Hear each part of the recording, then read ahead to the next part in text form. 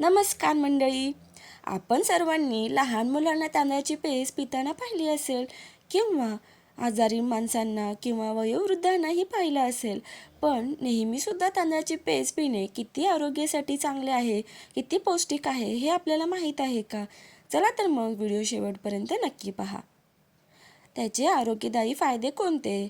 तांदळाच्या पेजेत काळे मीठ टाकून प्यायल्यास भूक वाढते.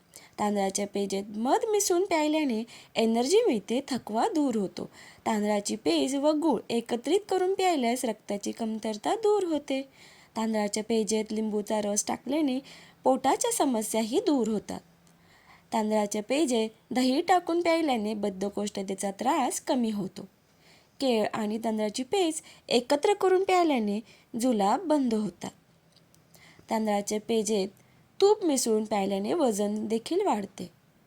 तांदळाच्या पेजेत मीठ व जिरे मिसळून प्यायल्यास डायजेशन सुधारते.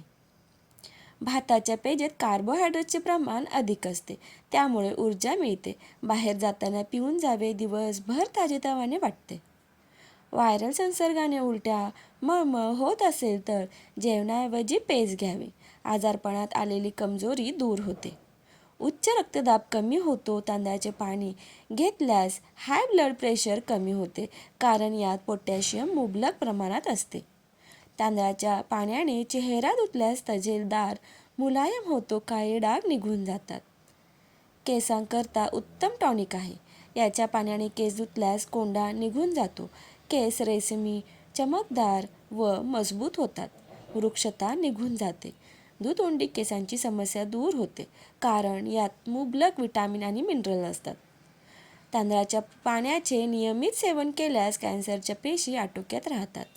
तांदळाच्या पाण्यात फायबर भरपूर प्रमाणात असल्याने मेटाबॉलिझम वाढते.